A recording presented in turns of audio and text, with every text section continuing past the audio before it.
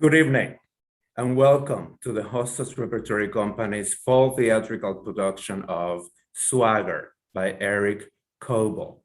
I am Ángel Morales, and I am the director of this production you're about to watch and a faculty member in the Humanities Department at Hostos Community College.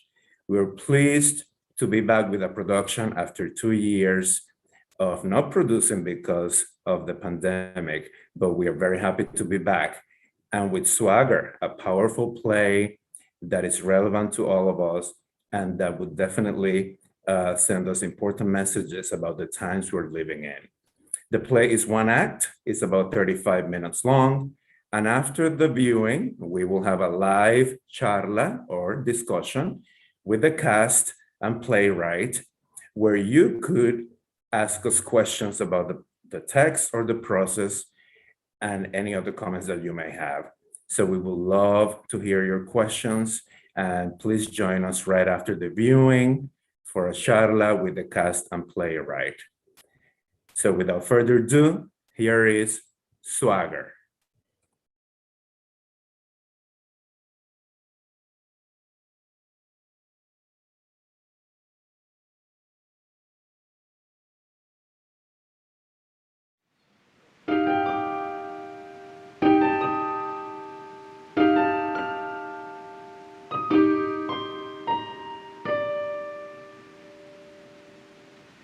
So you must have seen the video. If you can even call it a video. It's so jerky in all the shadows. You can see the arms raising, the movement, the bodies. You can tell there's violence. The figures are clearly attacking. You can't tell who's attacking who.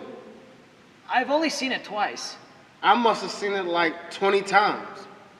There were a few weeks there where I couldn't stop watching it. You can't tell what's really happening.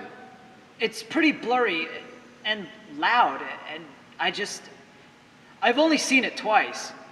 What you can see is the blood. The blood all over the ground is clear. The blood at the end and the body, now that's what everyone remembers. That's what they keep showing on TV, with a warning about how viewers should be warned of disturbing images. And just to say it again, I don't know the girl who recorded it. What are the chances, right? The girl just so happened to be walking by with her phone? I don't know the girl with the phone. Never seen her before. Just so happened to be walking by and recorded the whole thing?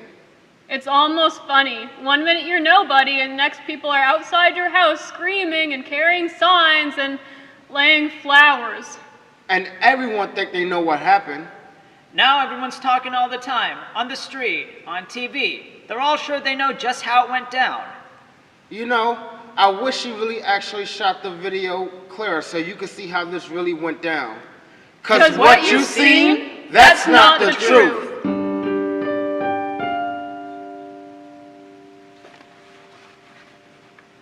I've seen blood before. Serious blood. Back in 6th grade at the zoo, they were feeding the tigers raw meat, and their lips and paws were just red. I was there with Tyler and Z, and Z was like, "I'd give you $1 if you hop in that cage with him for a minute." And I was like, $1? Man, you gotta right-size your dare ratio, man. And he was like, "Okay, $1,000. Then I was like, "See, now you gotta take your reality pills, because I know you don't have $1,000. It's not the paycheck, man. What I like about my job is the balance between the routine and the weird. Most of my day is just walking or driving, talking to my partner, or talking to a guy about somebody breaking into his car last night, or talking to a lady about her neighbors playing the drums too loud at midnight. Just regular stuff. I don't want to say hoo-hum, but just regular stuff. And then you get a call. "There's an alligator in my kitchen. Should I hit it with a broom?" And then it's like, hello, this is why I wear the badge. My mom and dad and aunts and uncles, they all got jobs in bakeries, offices, and in construction.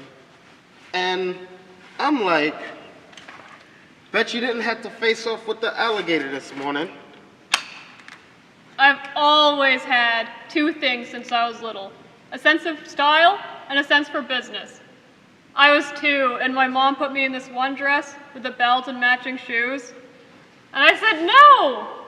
I looked over at my sister's clothes in the closet. She was 1 year older, and I said, that belt, those shoes, that dress, and I looked fabulous. That, and when I was 4, I figured out that I could do my brothers' and sisters' chores quicker than them, and get them to pay me part of their allowance.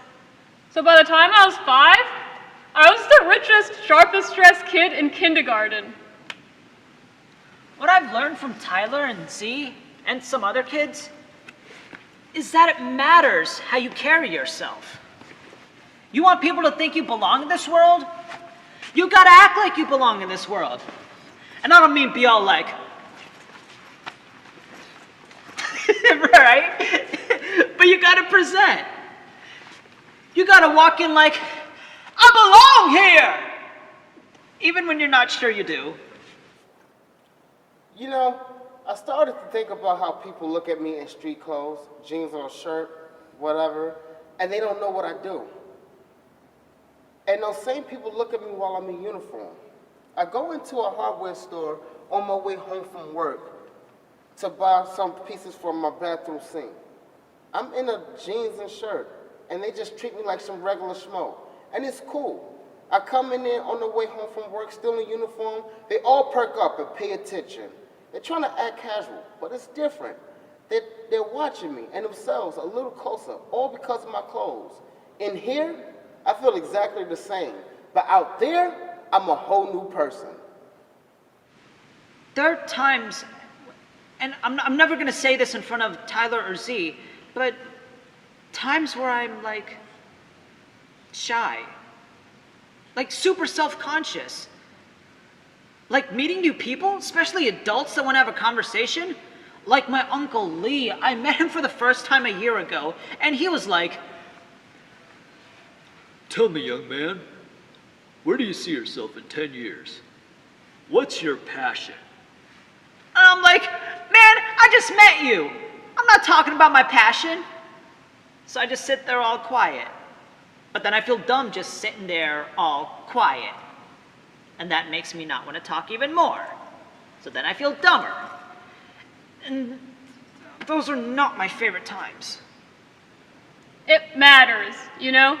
Not what style you have, but that you have a style. That you feel good going out in the world looking however you look. Whether it's a t-shirt and shorts or a tuxedo. You want to feel like you belong at the party, right? The party of life. So sometime back, maybe in 7th grade or something, I figured out if I'm not feeling like out there, like confident, I can look like I know what I'm doing. I can let my clothes do some of the work for me, you know? So I started trying to figure out what I wanted my clothes to be saying when I wasn't talking. When I figured out that that was my gift, to make people feel good on the outside and the inside, and that I could make some money doing it, I knew that a clothing store was where I was meant to be. My own clothing store. The reason why I started thinking about my clothes and what they say is because this new little shop opened up on my beat. It was the cool mixture of the humble routine and the weird. And a few months ago, this new store opened up, about a block from my school. It kind of changed everything. Leela's Swagger.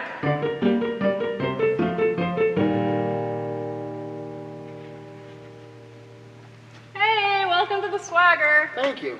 Looking to spice up your uniform or for off-duty? No, this was just on my beat. Just wanted to stop in and say hello. Well, I'm Leela. This is my store. Officer Ford. Or Danny, yeah. It's a nice store. I'm still settling in. It used to be a pizza place. I know, we had to redo the kitchen in the back, add shelf space. It looks good. Thank you. You can hardly smell the pepperoni anymore at all. Yeah, that was gonna be our slogan. Seriously? No. Right. No. Anytime you want to whip with pepperoni, just come on in. It doesn't really smell like pepperoni. It's okay. I was just... It's cool. It's funny.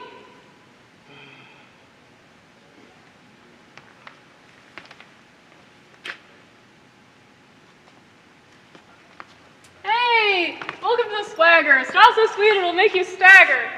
Which are words that will never come out of my mouth again. Men's stuff over here, women's stuff over there. I'm Leela. You go to school over there?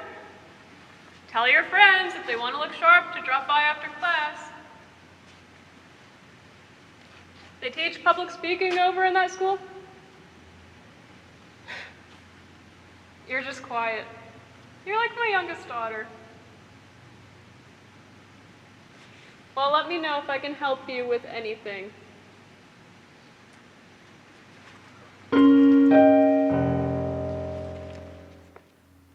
I swear I had no idea what would happen. See, here's the thing. When I was little, we moved around. A lot. Like, so much so that when I started at this one school, maybe 4th grade, I was like, I'm not even gonna learn anyone's names because I know we're just gonna move in a few weeks and what's the point? I'm not even gonna learn where the bathrooms are. And of course, that's where we stayed for 2 years. And I made all my best friends, and I knew the bathrooms very well. And mostly it was a money thing for my mom and dad. But there were a lot of reasons. We just kept packing up and next apartment, next apartment. So when my girls were born, I said, we're putting down roots and we're staying. Except that my landlord raised the rent and we had to move. And that's what I knew. I knew that we had to have our own house. And in order to afford that, I had to run my own business. So I went to the bank and I got the loans and I signed the papers, I ordered the clothes and redid the old pizza store. And this shop is mine. And me and my girls are still living in an apartment, but I worked it out. 2 more years running the swagger, and I'll have enough saved up for a down payment on a decent place in a decent part of town. All I gotta do is keep my store running. All I gotta do is keep this neighborhood running. But there's been more robberies lately, and I feel like I gotta keep a closer eye. We think it's a gang of kids stealing stuff, and I'm not having it on my watch. But every day when school lets out, it's just this flood of kids all pouring out. And most of them are great kids, but I feel like we gotta memorize each name and each face. It gets a little tense sometimes, you know. But I like walking the beat, going shop to shop, and stop talking to people. My partner Patrice, she likes to cruise around in the car. Actually, what she like is when we get a 1033, an emergency call, someone get into a fight or there's a robbery, and she gets to crank up the siren and floor it. She's a good driver, you know, but when I'm in the passenger seat, I've got this inner ear thing where high speeds make me want to throw up. And Patrice is like, woo, gonna get a bad guy. And I'm like, ooh, watch it. We don't gotta go this fast. Watch it, watch it, watch it. And Patrice, she just laughs at me. Z just laughs at me. He's like, why don't you just talk to people, man? You gotta go for what you want. Be bold. And so this one time, him, me, and Tyler, we all went into Swagger after school. Gentlemen, how can we make you spectacular today? We're just looking. You've come in before, right? Thanks for bringing your friends.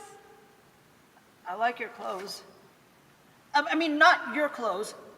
I mean, not your clothes. I like your clothes, the clothes you wear, but not like... Shut up!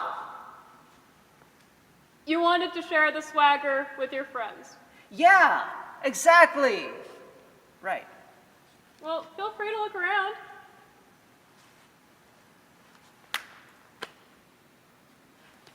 So when we get outside, Z's like, I like that place. They got good stuff. And he pulls out these new red and black shoelaces. Dude, did you pay for those? Did you see me pay for these? When did you take those? When you were like, I like your clothes. Oh, no, your clothes. These clothes. Your clothes. You can't just steal stuff from her. But he just keeps laughing and walks. I told you, you gotta go for what you want. The world owes me, and I'm gonna collect. But what if a cop stops you? Man, My brother's friend got arrested. He said every cop is arrest first, ask questions later. That's not gonna happen to me. Hey, Hey, Officer Pepperoni. it doesn't smell like pepperoni. I was I'm just... joking, you. How's it going? Could be better. I've had some little bits of shoplifting, you know. Stuff walks out. Did you report it? No, it's been just little stuff. You gotta report it. You got theft insurance, right? Tell me you got insurance on this place. I've got fire insurance. The big stuff, but see, I'm trying to save up money pretty fast so I don't buy any insurance I don't have to. But you're losing money every time someone takes something. I know. But you're never gonna get ahead of... I know. I put a sign on the door. No more than 3 kids in here at a time so I can keep a better eye on them. I want them in my store. You catch anyone in the act? No. You call 911 the moment you see something. I'll get here. I will not be having this going on in my neighborhood. You gonna be my hero? No. I'm just gonna... I do my job, you do your job, the kids do their job. They learn stuff, figure out what they want to be. We all do our job, the whole thing keep running like a smooth machine, you know? Someone messes with someone else's job, make it so that they can't do their job, the whole machine breaks. So someone messes with you or your shop, you call for help. We all gotta look out for each other. Me and Tyler and Z keep having this argument about heroes, or superheroes, because both of them got the Joker on their shirts. And I'm like, why do you make a hero out of the villain, man? Why don't you put people on your shirt that you want to be? And then they're like, why, you want to be Batman? And I'm like, well, better than the Joker. And then Z's like, well, to be a superhero, you gotta have some weird chemical in your body, like Spider-Man, X-Men, Captain America. Or you gotta be from another planet, like Superman or Thor. Or you gotta be heavy, heavy rich, like Bruce Wayne or Iron Man. And I'm not any of those. But to be the Joker, you just have to be smart and crazy. And then Z's like, well, you got the crazy. Where are you gonna get the smart? And they punch each other. But that got me thinking, they're kinda right. But I still wanna be the good guy, you know? I think my parents and my little brother already think I'm the good guy. Shoot, my little brother probably thinks I'm Batman. And I can't let him down. But that got me thinking about what I said. If you want the world to respect you, you gotta look like you belong there. Hey, big man, what are you in the mood for today? I need something to make me like, I don't know, like a superhero or What? I don't know, Did you say superhero? yeah, but not like Because you the, could just wear your underwear on the outside of your pants and be halfway there. no, not like, Get a ski mask somewhere. You'll be like Lucha Libre, El Santo. no, like, I don't got any capes. Sorry. I just want to look good, you know, important. No, I get you. I get you. You want your threads to be as handsome as you. You should. I've got something I think you'll like. And she shows me the jacket. Well, what do you think?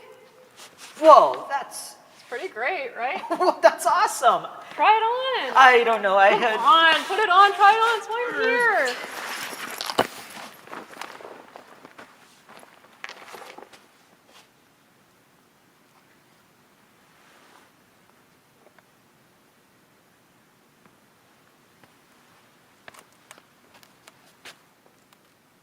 and it is.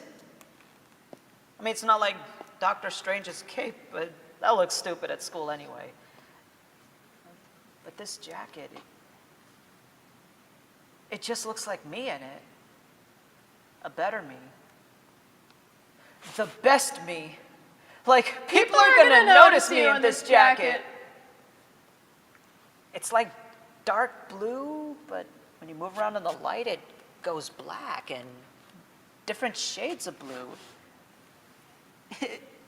It just fits. It's like another layer of skin and muscle. Yeah.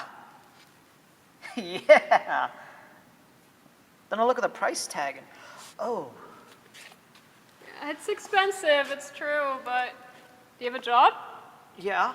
So we can do a layaway and you can pay a little bit at a time. No, it's okay. And I've got other jackets that look hot, less expensive. This one just seemed to be calling out.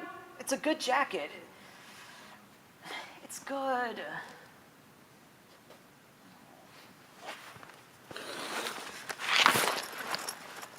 Whoa, where you going so fast? Home. Excuse me.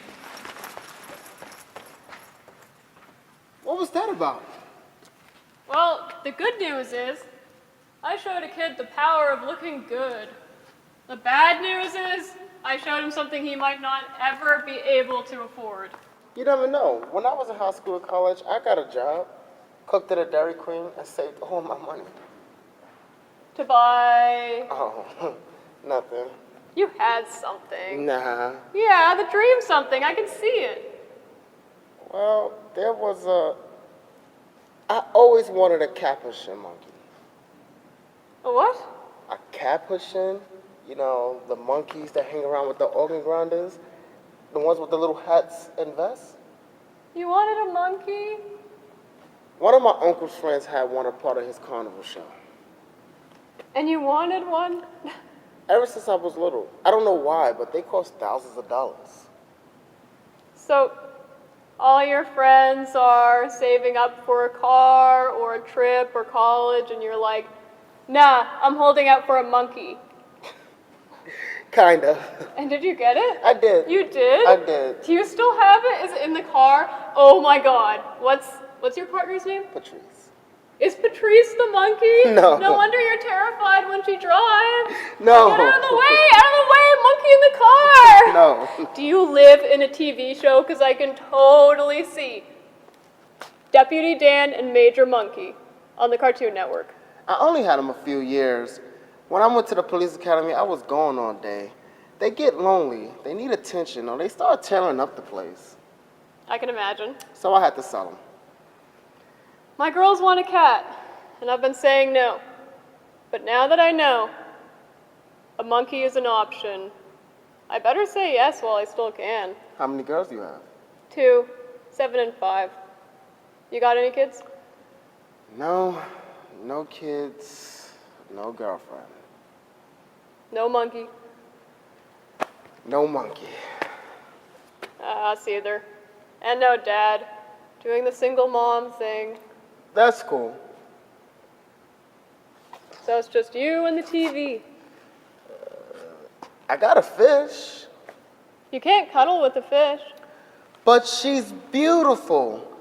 She's a blue diamond discus, so depending on how she moves and where the sun is in the window, she changes all these shades of blue. Like a dozen colors on one tiny body, changing every second. It's like watching a waterfall of jewels moving inside of the water, a part of the water. It's beautiful. Sounds beautiful. I got pictures. They don't do her justice, but just so you know. Just so you know how this all went down, I'm about to graduate to high school, right? You feel the slingshot just pulling back and back and back and ready to shoot us all up into the next level. And I want to mark that, put an exclamation point on it, you know? And my mom and dad are all happy and planning a graduation party for 8th grade. But I'm like, I want to do something. I want to show how there was the kid me and now the adult me. And it's stupid, but I keep coming back to that jacket at Swagger. That's not a boy's jacket. That's a man's jacket. A man you gotta pay attention to. I don't have the money to be that kind of man. And my folks don't got that money. And I'm working part-time in my uncle's cigar store, but I gotta save up that money for college. Even though that's so far away, I know that jacket will be gone any minute. And I can't find it online, and... Ah, you're to visit your friend again, huh? Don't worry, he's still back there waiting for you. You want to try it on again? I just wanted to see it again. Just so you know how this all went down, this was right when those police shooters happened upstate. I mean, everything that's going on all over the country, innocent people getting killed, police getting killed, and these 2 officers pulled over a guy speeding, and... Hey, pepperoni! Hey, I heard about the thing upstate. The dude who lost it. I'm sorry. He just went off. He had a gun. They weren't ready. You ever have to use your gun before? No, pulled it before. It's gotten close. I don't want to be that guy, you know? Yeah. We're trained not to think about it. You see something, you act. There's no time to think, you know? But you gotta take a second to figure out what's really going on. You do that and someone might get killed. You don't do that and someone might get killed. So I keep thinking about superheroes. A lot of them. They do some pretty not great stuff before they become heroes. Tony Stark, Doctor Strange, Wolverine, Deadpool. Man, they did some pretty awful stuff. But that doesn't stop them from doing great stuff later. And I keep thinking about that because I keep thinking about that jacket. Oh, like it's becoming an obsession. And I can't think of any way of getting it in time without doing something bad. But if I use that jacket to be the kind of guy that I want to be, the kind of man that does good, Just so you know how this all went down, the store wasn't doing great. I was hanging in there, but the whole dream was no closer than it was on day one. And I'm working these long hours at the Swagger, and then I'm back home running the numbers. And my kids, they're like, Mommy, how come you don't play with us anymore? Or, I need help with my math. Or, can we go to such and such movie? And I'm always saying no. And sometimes I'm way harder than I need to be. And this one time, I made Alicia cry, and it's just because I'm so tired all the time. I don't see a way forward. And I'm not having that much fun running a store. And on the days when I do have a good day and it looks like I'm going to make some good money, it turns out someone stole something, and that puts me and my girls that much more behind. And I'm just like, my rubber band is being pulled so tight all the time now. You know? So I'm tense. I know I'm tense. The robberies keep happening, and the chief is on us to find these kids and stop them. And this old guy got beat up pretty bad last night, but we're on the lookout for a young male on that likely suspect. and I'm more and more like, I deserve that jacket. I'm going to high school. I got a future. The universe can give me this one thing, right? And it's not like I'm going to be walking past that store anymore after the last day of middle school. She'll never going to see me again. And that's when it happened. Last day of school, parties, and see you next year. I go into the shop that day. I'm going to patrol that day. After today, I'll never see Swagger again. I can start my new life, start being the hero. And for whatever reason, the store is doing pretty good today. People coming and going. I'm like, please let this be a good day. Let me come home happy and be happy and see my girls, and just let this be a good day. I bring my duffel bag to school to empty out my locker. Got my gym clothes, books, magazines, notebooks, and some extra room. At the station, I stand in my locker. There's my bulletproof vest waiting for me. Thank you. Have a great day. Tell your friends about us. After algebra, I empty out my locker into my bag and slam the door shut for the last time. I put on my vest and I say a prayer like I do every day that I won't need it. And I shut my locker. I forgot to pack a lunch today. I'm going to be so hungry before closing. And I'm walking down the street with my duffel bag. I'm walking my beat. Feels good to be outside, to breathe the fresh air. And I'm breathing the air of freedom. I'm done. I'm flying. I'm Superman. Hey, Jacket Man. Hey! There's 3 or 4 people in the store. She's totally busy. I'm helping Sandy Gutierrez pick out the perfect necklace to go with her eyes. And there's my jacket. She likes sapphire. I'm thinking jade. Just waiting for me. Calling me. And there's a guy he's got to check out. He's picked out some pants. I can do this. I can do this. These are great. very dashing. It's now or never. I'm coming up the block on Swagger. That's 45-37 I'll get to see Leela. Her back's turned, out of 50. and something clicks. I'm not even thinking. My hands move to the jacket, grabbing it, moving it. Maybe today it's not so bad after all. And I turn around, bag in hands, but she's walking towards me. Hey, hero, what's up? Be cool. Be cool. He doesn't meet my eye. Keep breathing. Start to walk past her. Keep breathing. I glance over at the jackets. I can't see the blue-black one. This looks bad. She sees the bag. Maybe he just moved it. Keep moving past her. Honey, where's the jacket? My mouth is dry. I can't talk. I can't. And I step into the store. There's a cop! Sweetheart, what's with the duffel bag? Arrest first, ask questions later. I'm out the door! Hey! There's no time! Run! No time! Daniel, stop him! No time, my body moving. Run! Stop him! Turn the corner, down the alley. Hold it. And I'm running. Round the corner, into the alley. He's behind me, footsteps. Still running. And there's a garbage truck. He stops. Truck and dumpsters blocking the whole alley. No way around it. I can't go to jail. My mom and dad. He turns. I can't go to jail. He got something in his hand, a bag maybe. Daniel! I won't draw my gun. I'm not that guy. I'm not that guy. I'm not that guy. Run! He's coming straight at me. No!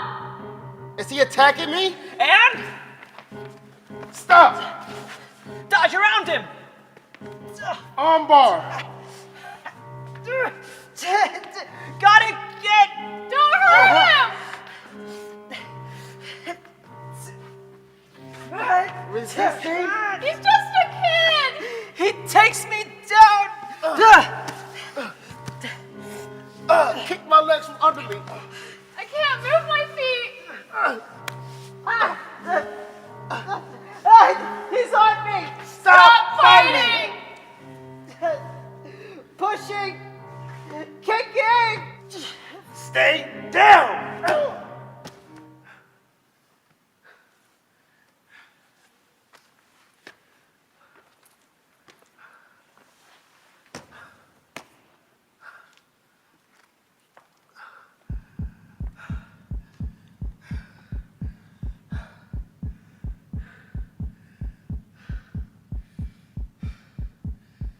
I called it in. Ambulance came. Backup patrol car. They were taking statements, photos of the scene. He was taken to the hospital. Sirens blaring. Lights flashing. I went back to the store. The jacket was still there. Behind the other coats, he'd covered it up for some reason, like he didn't want to see it anymore.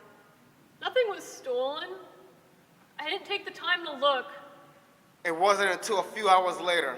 We found out the girl was passing by And recorded the whole thing.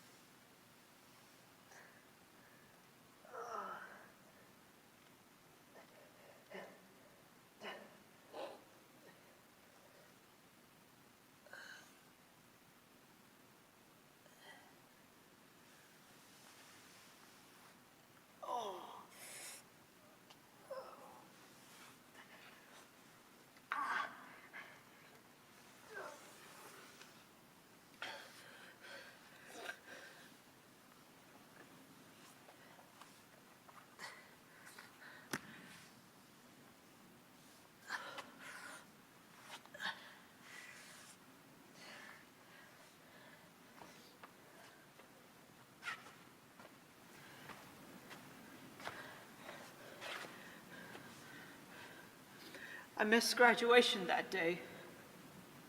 I was still in the hospital. Concussion, dislocated my shoulder. I'm not allowed to talk about it, not until the investigation is complete. I haven't seen Daniel since that day. The whole thing's in court. Lawyers, TV people, too many people, too loud. It's gotten even more complicated because of the video. Everyone's sure they know what went down. It's the cops' fault. It's the kids' fault. It's been 2 months now. I still get dizzy sometimes. The headaches are pretty bad. They're not sure I can start high school in the fall. They're not sure if I'll be able to go back on patrol, or if I'm able to keep my badge. I still have the store, still barely making it, saving up a few dollars here and there. That house is a long, long way off. Everything I did before that day, before those moments, seems so far away now. It's like my life got divided into before the alley and after the alley. His name is Jordan. I learned that after. I learned a lot about him after. His school life, family life. Would it have even mattered if I would have known this before the alley? If he had known me? I haven't gotten any superpowers from my injuries yet. Z and Tyler keep asking, trying to make me laugh. But it hurts when I smile. So I don't smile anymore. I saw him once, Jordan, before the lawyer said I shouldn't. It was at the hospital. He was asleep. I went in early in the morning and just stood outside his room looking in. Everything was quiet, just the hiss and hum of machines and our breathing. I didn't wake him. I just stood there and looked at his sleeping, swollen, bandaged face and cried.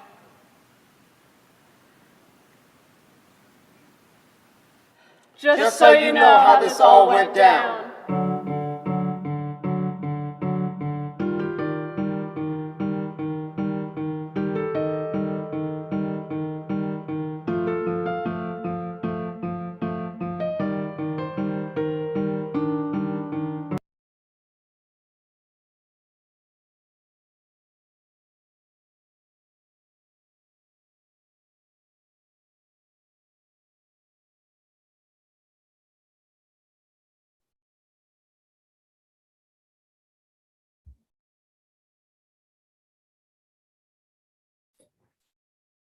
Okay, hi, I am Ángel Morales, again, the director of the production you have just watched.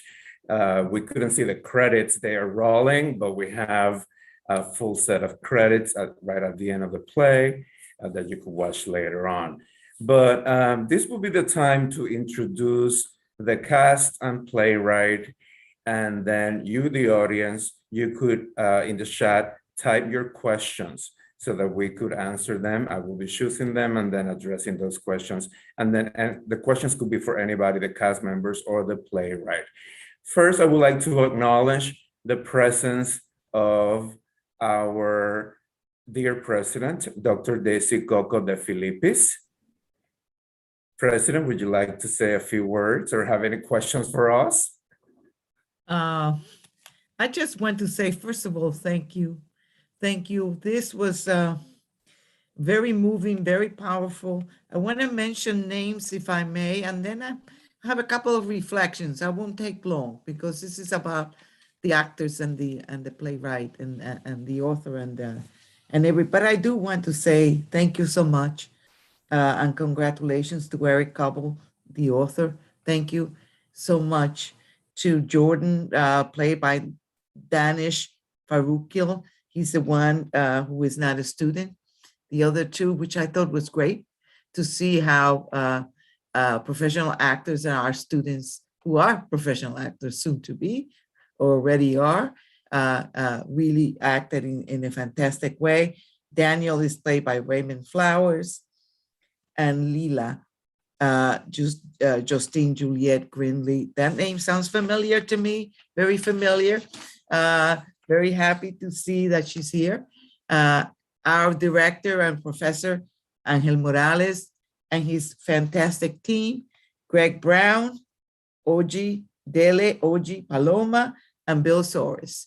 I think the play, especially when you begin, one of the first lines is, "What you see is not the truth." So of course, this is sort of like, I'm like, different in a different genre, but, a chronicle of a death foretold kind of, by Garcia Marquez, in a sense that there we know from the very beginning that something terrible has happened, that where we see, we cannot believe our lying eyes. Then to have the store name Swagger, and really all the play itself is all about appearances. And when you think of swagger is always about behaving confidently. Were these characters confident? I'm not sure. Little arrogant, perhaps a little aggressive, okay? But also, if we think about a coat, sometimes we wear our things with a little swagger, so that as well, that jacket or coat that created this incredible thing. So it is, I think, a question of what is real, what isn't real, and the sad consequences of perception versus reality, and also a failure to communicate, I thought. And that's just my humble comments after seeing it twice. But I could say I just love also the way the sound and light and the acting itself and the direction and the play. I mean, all of it. And this is the comeback, Professor Morales. This is really very powerful. I'm going to now stop the video and mute myself so I be quiet. All right. Thank you very much for having me join you. Thank you, President. I would also like to acknowledge the presence of our provost, Dr. Charles Drago. If you would like to say a few words or have any questions for us, you could unmute yourself. I'd like to say thank you. Can you hear me? Yes. Yes. I want to say thank you for inviting me, and I watched this twice, and I just thought it was very captivating. And what I liked the most is that you didn't need any fancy sets behind you or anything like that. I think the acting was great. I think the storyline was great. It was nice to see, like President Coco Di Filippi said about Juliette Grindley. That name is very familiar, and did a great job. Mr. Flowers did a great job, and so did everyone else. And I just thought it was excellent. And I thank you for your hard work, and I thank you for for presenting this wonderful piece to the college. So thank you. Thank you, Provost Drago. You're very welcome. Thank you. And I would like to ask the cast and the playwright to unmute themselves and turn on their cameras, because we are going to introduce them. First of all, let me introduce our playwright, Eric Coble, who's joining us from where? Where are you joining us? Cleveland. I'm in Cleveland, From Ohio. Cleveland. And our cast, Danish Farooqui. Danish, could you say hi, please? Hi, everyone. And Justine-Juliette JJ. Hello. And Raymond Flowers. How you doing? So I would like to start with Eric. Eric, the audience is welcome to type any questions that they may have. So please place all questions in the Q&A in Zoom, okay? And we will choose them and then ask the cast and the playwright as you type them. So please type your questions in the Zoom chat. Okay, so let's begin with our playwright, Eric Coble. And I would like Eric to tell the audience a little bit about how you became a playwright and the inspiration to write this play. Sure. First, congratulations to the cast and to you, Angel, for the brilliant direction and the design and everything. So thank you for a good evening of theater and a good thought-provoking evening. Yeah, I didn't start out as a playwright. I started out as an actor. I went to college to become an actor, and then I took a playwriting class, and I liked that a lot. And then I thought I'd be an actor and a playwright. And then I had a child of my own, and I needed, due to childcare finances, I needed to stay home with the baby while my wife held a decent job. And so I started writing more and acting less. And then I was lucky to get some productions, and I kind of just started writing more and more, and the acting kind of fell away from me, and I just became a full-time playwright. And somewhere along the way, I was asked by Palm Beach Drama Works down in Florida to write this play, that they had been in communication with, as they were watching all these events unfold in the last few years, and the social protests and the new social justice movement and the reinvigoration of that. And were in communication with their local police department, who wanted to figure out how they could be part of the conversation and how to keep the lines of communication open between particularly students and the law enforcement. And so we began discussing this play, and they asked me to write it, and I did a ton of interviews with various people in all different parts of the issue. And I had been working on things like this for a while in Ferguson and some other cities as well. So this issue is very near and dear to my heart, and figuring out how to write it in ways so that people can hear it and can engage in the conversation, who might not otherwise engage, who might get scared of it or get defensive or whatever, and how to, again, try to keep the lines of communication open before something goes wrong and before it's too late. So yeah, so that was my motivation for writing it. And then it was produced down in Florida, and now it is being produced around the country in places like here. So it's been great. Thank you, Eric. Let me see if we have any questions. I'm going to ask Greg or Louis to let me know if there are any questions already. Okay, I see here, I assume the play was conceived to be presented on theater stages in front of an audience. What were the main changes for this used streaming modality? Any of the cast members would like to answer that question? What were the main changes for this? Because you were performing for the camera. We had an empty theater, we had no audience. And I remember telling the cast in rehearsals, I wish we had a live audience here, because this is such a play, a powerful play that needs to be acted in front of live audiences. So actors, how did you feel? What were the main changes for you using this streaming modality? Any of you? You could unmute yourselves. Sure. Hi, everyone. Thanks so much for the question. For the purposes here, we actually had 3 cameras filming as we did this stage play. So in our rehearsal process, Angel actually told us, okay, in this part of the play, you're going to be speaking to this camera. Like, we actually marked the cameras, make sure you're talking to this camera. So we were playing for the camera, even though it was on the stage, like using the entire space of the stage, but still being mindful that this particular camera is recording us. So it didn't really affect our process as much, because we're still on stage, we're still using our stagecraft, but like just being aware, like, which way are we turning so that particular camera can capture us. Jay or Raymond, would you like to add something? I mean, this is the first play I've been in as an adult, so I don't really have much to compare it to. And when I took your class too, Angel, it was over Zoom. And so even my like stage lessons in class were for a camera. So if anything, this felt a lot more alive for me, because I actually got to be on a stage rather than like in my living room. So, but yeah, it was a good experience. It would have been cool to see like a live audience and have them react with us, because it's nice to build off of an audience. But I don't know, worked out great, I think.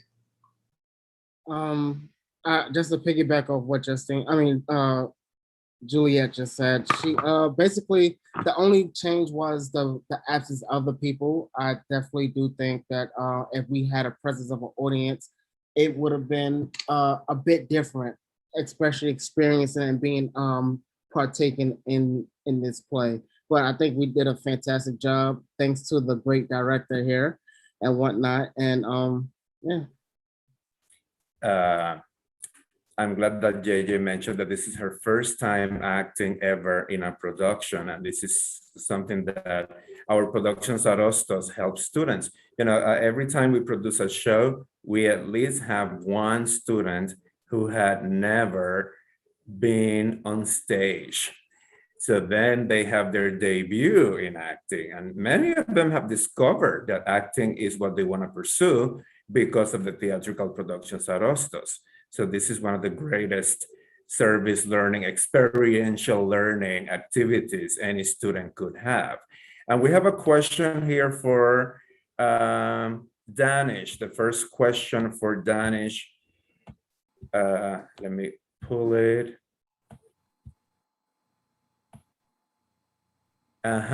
Danish, this question from Jose Garcia. What did you do in order to identify with a character that is 15 years old? Because you're not 15 years old.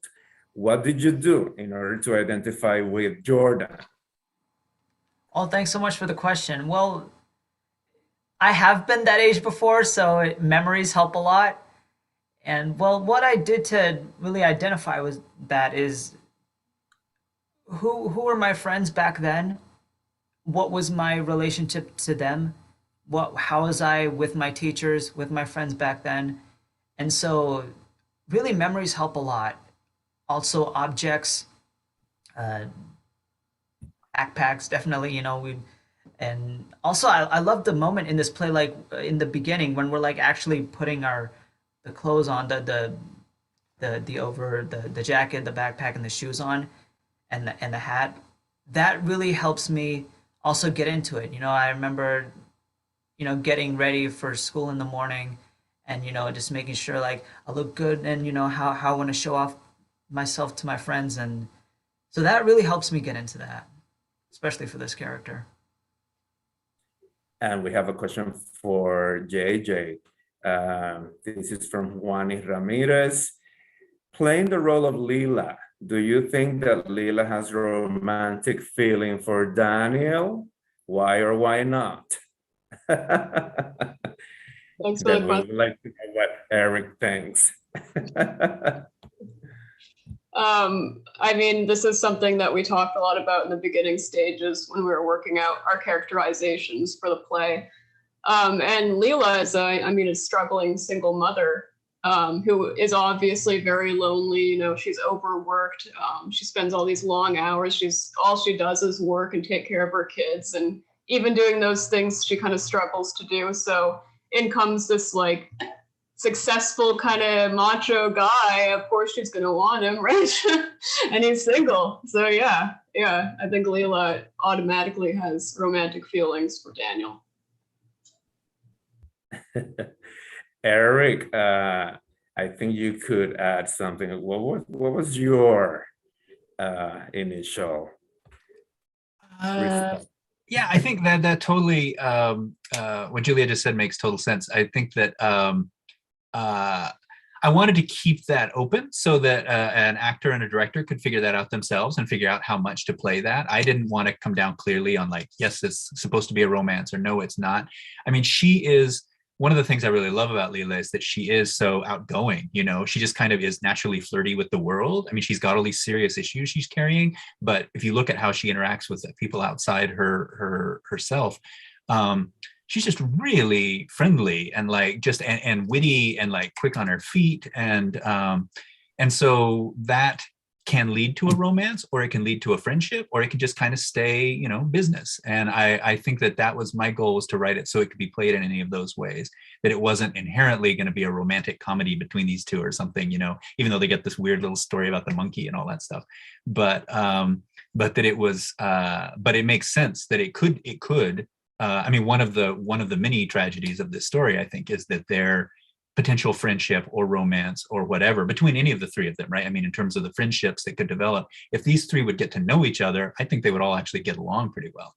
And they don't have the life and the time and the desire enough to do that. Society is not built to bring these three into a good conversation. And then once the incident happens, once the alley happens, then that's over. You know, those chances are nothing. They'll never meet that way again. So it's yeah, I think it's kind of one of the many tragedies. Mhm. We have a question here from the Q&A section. And this question is for Raymond. What advice would you give to young actors just beginning their acting careers? My advice to young actors, I would say, be an open book and allow creative feedback. There's no such thing as negative feedback. Everything that people are telling you are pretty much to help you become better at your craft. You understand? So even though it might come off a little negative, just understand, use that feedback and implement it into your acting abilities, because it's only going to make you better and better over time. There's no such thing as bad feedback. So when people are talking to you, just make sure that you absorb the information and you apply it appropriately. Very good. I have questions also here, 2 questions that could be answered in one. And this is for me as director. What drove you to direct this play? And did you try to keep the essence of the live performance, minimizing editing? Or was it a take 1, take 2 dynamic? I like that question. So I definitely wanted to keep the essence of a live theatrical experience, and the actors could tell you about this. I always told the actors, imagine we're going to record this in only 1 take. And you need to memorize, and you need to have good timing. And then we ran the play many times, and I was just saying, imagine that we're just recording with only 1 camera. It's just 1 shot to keep the essence of the live performance, minimizing editing. But when we went to the theater, we recorded with 3 cameras. So we recorded the play 3 times, but we ended up using only 2 of the performances. And then the editing was very, very minimal, going from one angle to the other and adjusting the camera position. But there was minimal editing. So what you saw was actually most of it. It was just a run through, and the camera switched from one to the next. So that's why for me, it was very important to keep the essence of a live performance, because I was not producing this as if it were a TV episode or a movie. No. We have more questions here. Okay, this is for all the actors. How did you prepare for your specific roles? What were your sources for informing your acting? Any of you 3?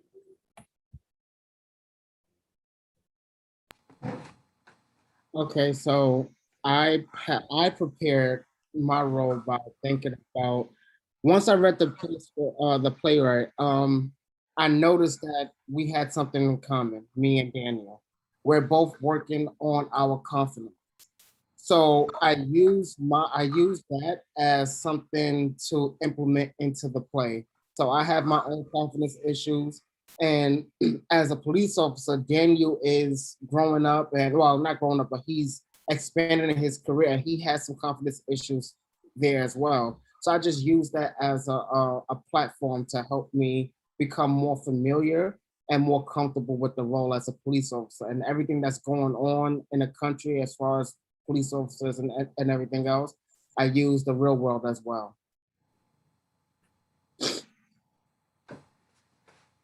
Yeah, I think Ray really touched well on that. In my process, I usually start with, okay, what do I know about this character after reading this play, and what do I have in common with him?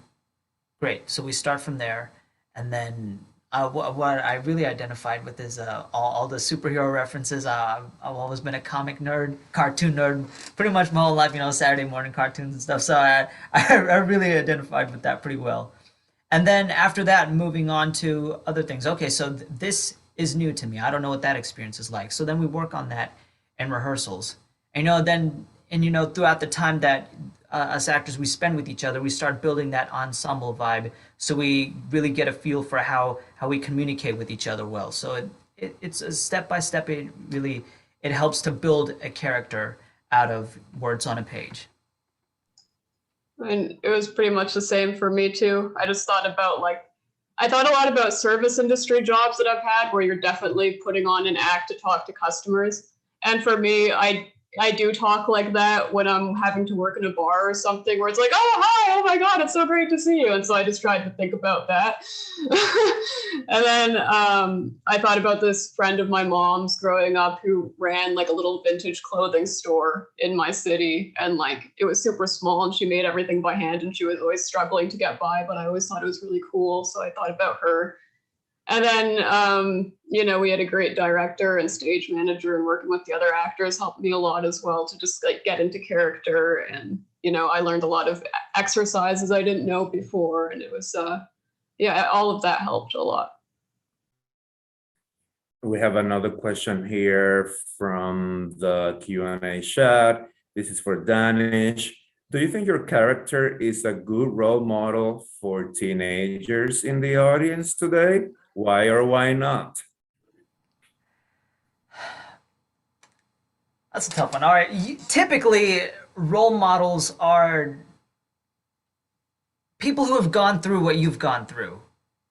I at 15 years old, I would not look at another 15-year-old as a role model because they're going through what I'm going through, right? I might look up to someone older, maybe okay, fine, maybe an upperclassman, maybe a senior in high school. Okay, maybe not then fine, maybe a college kid or parents or, someone typically older than me. So the short answer to the question, no, because Jordan is still going through that. Jordan is in early teenage years. So no, Jordan is still figuring that out. And through the process of figuring that out, right and wrong, and then what is right and wrong in this situation? Okay, this is how you talk to cops. This is how you have conversations with adults, as Jordan was talking about earlier in the play, the struggle with the uncle. So the process of that, going through that, that's how you become the role model. That's how Jordan can become the man that he wanted to be, right? It gets to the point where the jacket is an inspiration, right? It's a symbol of, okay, my role model would have something like that. Then I go through life experience, and then I now embody that experience. And then Jordan can become the role model. I don't think we really see that in this play because we really see the conflict that Jordan goes through. Maybe later on he would be a role model for teenagers. But he has to go through that experience first. We have a question from a faculty member from Hostos, Professor Nelson Nunez. I'm glad that this question is asked, and this is for Raymond. Raymond, can you describe the process and thoughts used to elaborate the line describing the blue colors reflected by his pet? I found it very powerful. You see what the audience thinks? Raymond, go ahead. Question. It's very good. So that whole segment, if you look at it, it was, like I said before, Daniel is working on his confidence. So just the mere conversation with the opposite sex might either boost it or it could, deter away from it. So my whole process, and when I was going through the monologue, was pretty much just trying to open up as much as possible, not too much, but just enough so I can see that I'm coming out my shell just a little bit, even though it might bring a little insecurity to me, but that to me was the whole motive behind that monologue. So as I described the colors and the imagery of the fish and the colors and whatnot, it was just a moment of strength and a moment of me coming out my shell as a character and as, in my personal life as well. this is also one of my favorite mini speeches in the play as well. And I would like Eric to tell us about a little bit about writing this section also, the fish and the colors and the light and the sun. Right. It was nice. It was a good opportunity to have a little poetry thrown in there, right? And I think it did a couple of things as well as just be hopefully a beautiful little image within this play. And obviously it echoes the coat and all the idea of the different appreciations for color and the changeability of color, right? This again going back to the appearances that you were talking about at the top, that what you see at one moment is not what the thing is forever. It's going to keep changing, and these three people will keep changing. And again, and how much do we get again trapped in our perception of this is what a young person is, this is what a cop is, this is what a store is, and then so how do you and then when you act in those things as opposed to really looking at what is this in this moment, who is this person in this moment, you begin to cut off some of their humanity, right? So it's this idea of everything's always changing. The coat is changing, the fish is changing, and so I was interested in that. I think it allows to show Daniel's that he's got a sense of poetry that again that Leela has not seen before and that one wouldn't expect necessarily, but that he can see this and describe it in that way. So I think that and I think to Raymond's point too, it's him. It is a useful it's a way of communicating. He uses that language, he chooses that language and that imagery to talk to this woman that he may not be probably is not that comfortable with, and he's using that to expose himself a little bit, to be a little vulnerable with her. And so I think it hopefully works on a couple of different levels. But yeah, I quite liked writing it, and it's always a pleasure to hear too. I'm glad you mentioned it, because this is actually something I was discussing with Raymond in rehearsal, that this speech allowed us, the audience, to see that other side of Daniel and his sensibility. So I'm glad that you mentioned it now. There's another question for you, Eric. This is from Johanna Perez. What did you think, or how did you feel when you wrote the fight scene? The fight scene. What did I think? I knew I wanted the rhythms of it to be fast and intercut, and to get to be clear to the audience, so that you could, because you don't know what's happening, right? They're only telling you what's happening. So it had to create the pictures in your mind, as well as showing you the mindset of all three people, moment to moment to moment to moment. And it all had to be kind of feeling like it happened simultaneously, like there isn't any time to think clearly or to reflect. So I wanted to have that feel of just things happening, and to be kind of scary in that way, and that it's going to end badly, because as Ángel said at the beginning of the play, that when you've got this where this is going, and it's not going to end well. A big challenge for me, honestly, and early in talking about the drafts, like in the very beginning of it, was whether or not it was going to involve a gun. Was this going to be about a shooting? Because that is where most of what we see on video, and where the most tragedy and most murders happen, is using a gun. So was Daniel going to draw a gun? Was a big question on this, or was he going to use his stick? Was he going to use whatever? And the decision was made to have him not use the gun, basically, to have enough presence of mind to not, as he keeps saying, I don't want to be that guy, I don't want to be that guy, to not be that guy. In that way, he succeeds. He does not make the ultimate mistake. He still makes some very serious mistakes in my mind, but he does have the presence of mind not to draw. And then but he still, he resorts to violence and perhaps permanently damages this person who did nothing wrong, who was running because he was scared. And so I think it was a lot of that. A lot of those issues were going through my mind, of like, where do we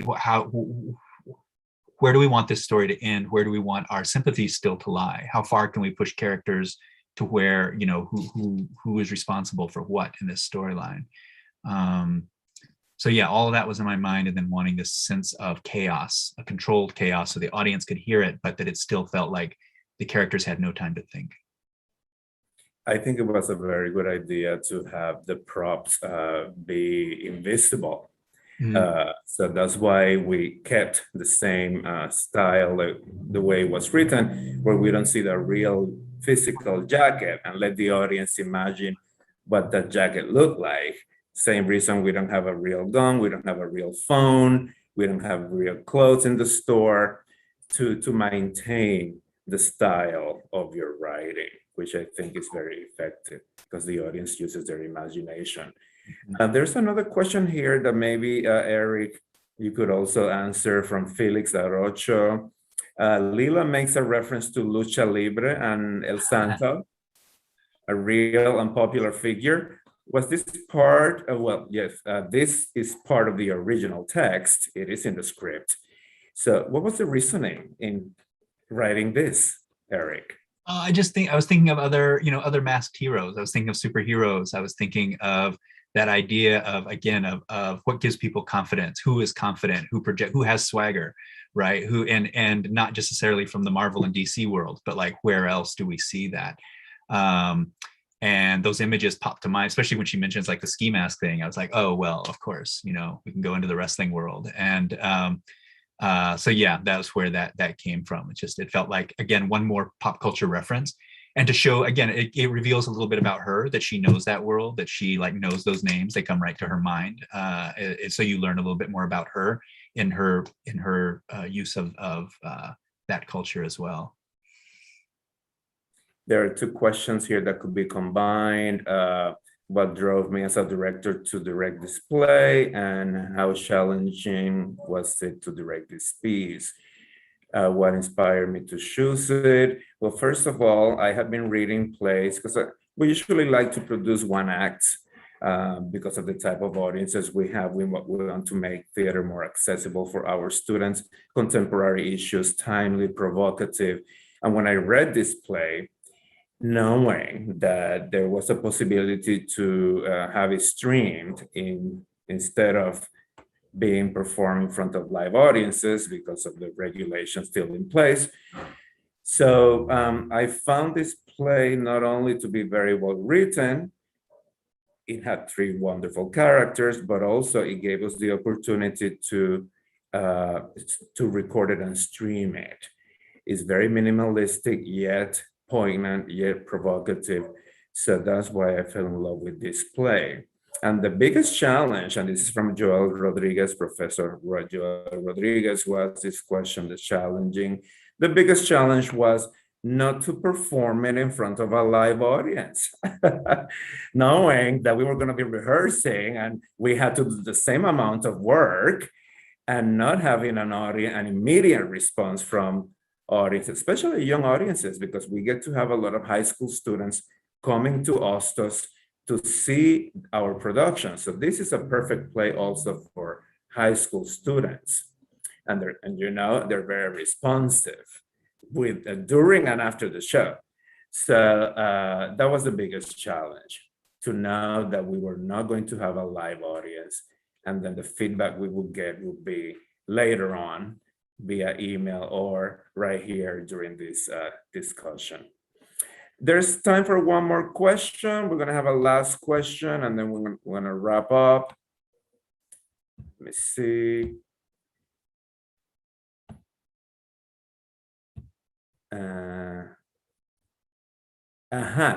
That question from Professor Daniel Casey. This is for Danish or Eric. Jordan didn't steal the jacket. So why do you think he ran? Let's begin with Eric. I would actually love to hear Danish's take on it. because I don't think there's a right or wrong answer, Go you know. ahead, So Dan. I would just love to hear what you guys worked out. Again, that's one of the beauties I think of that I really enjoy as a playwright, is that I try to lay just enough groundwork so there's something for directors and actors to wrestle with in the room, and to feel like why is this, what is this, and to come up with answers that maybe are better than the ones I would think of. So I would love to I would just love to hear your take, and then I'll happily give mine. For sure. The reason why I think Jordan runs is, first of all, it's out of fear. You know, throughout the beginning and the middle, I mean, the interaction he has with adults, we see like he's always like hiding something, and it's not because he's actually like done something wrong. It's because expressing something, especially at that age, it's difficult. So to like flat out say like, no, I didn't steal, that's a hard thing for Jordan to say. That's really it.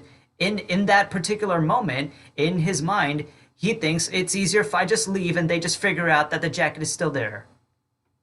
It just seems like the logical reason at the time, right? You know, we do something and then much later we think about, oh, maybe I could have done this and that. It would have been easier. I could have avoided this particular situation. Jordan is not thinking about all that into the future at that moment, when Jordan has the thing he wants more than anything in the world. And then he decides, right? It's a difficult situation. It's a difficult decision to make. So that's why Jordan runs. It's out of fear and not thinking of other possible outcomes in that particular moment. And then also from another standpoint, I think from like just a dramatic standpoint, I think it keeps the audience on their toes, you know, making the audience think, oh, if the audience sees like, oh, he didn't take the jacket, then what's the point of the whole running scene, when the audience could be like, the jacket is right there, cop, you know, shopkeeper, the jacket is right there, you know, got to stay ahead of the audience. So that's my take on it. Eric, I want to hear what you think. Yeah, I think I agree. I agree completely. I think too, just to add to that, there's also that sense of that that I think he goes in, and again, this is a character decision to be made by the actor and a particular production, but he definitely walks into that store thinking he could steal that coat, right? Like that is on his mind. He lays it out. He says like, I could go do this one bad thing and be a good person, and it's not going to have any repercussions. He's just talking himself into doing what he wants to do, and so I think he's so in that mindset, and so just again laser focused in that way of not looking at a bigger picture, but just on the coat. As you say, he's already nervous talking to adults. He's going in to do something he knows is wrong, not being the person he wants to be, but desperate to become this new person. And then when he makes that decision, like, no, I'm not going to do it, it's still in his mind. He was there to do the wrong thing. Just because he didn't do it, as you say, what does it take to turn to the police and go like, hey, no, I didn't take, I mean, people could do that, but a lot of us don't have the presence of mind if we're all wrapped up in our heads, especially 15-year-olds, you know, and so, yeah, I think it just makes sense to just get out of there, get out of that space. You know, you don't need to explain anything. He didn't do anything wrong. Just get out, and it's, you know, everything falls out from there. Very good. Unfortunately, we don't have more time for the Q&A, but if anyone would like to say anything, Raymond, JJ, Eric, Danish, before we wrap up. Thanks for watching, and for, you know, everybody that was in on the play with me. It was really fun. I'm glad that we did it. And yeah, thanks to the audience back home for watching. I just want to say thank you, everybody, for the support, and thank you, Professor Morales, for your hard work, your knowledge. I'm a student of Professor Morales. He's an awesome teacher. And Mr. Coble, the playwright, sir, it's been an honor to play a character in your play. It was very powerful, and I look forward to seeing more plays from you. Indeed, I second and third both of those. I want to say thank you so much, Eric, for this story, for this much needed story, for these amazing human and flawed characters that we need to see. And Angel, thank you so much for this experience. Thank you, audience. keep watching it. It's still available. So thanks so much for coming. Great. Yeah, I would echo my gratitude to the actors and to everyone involved in bringing this to life and bring it to life so well. You know, it doesn't, I can write whatever I want to write on paper, but it doesn't actually become a play until it's in the hands of talented people who actually make it come to life and bring it, you know, living, breathing on stage and on video. So thank you for that. I'm deeply grateful. It's been a pleasure to be here tonight and to have great questions too. So thank you. Thank you, Eric. And for us at Hostos, when we were rehearsing this, we were some of the very few faculty students on campus in person. So rehearsing this in person made me feel personally that we were doing a great thing and a good thing was happening in person on campus, even if it was just a rehearsal without the audience. And now we have the chance to share it with everybody via the Hostos Center for the Arts. So I am grateful to my cast, grateful to Eric for writing such a powerful, tight story with great characters and specifically theater for young audiences. Thank you for that, Eric. I thank you to our president and provost for joining us and your continuous support. Hostos Center, Felix Arrocha, Greg Brown, our stage manager, Bill Cerise, and the audience who joined us today with the questions. Thank you for that. And we'll see you next time. Bye-bye.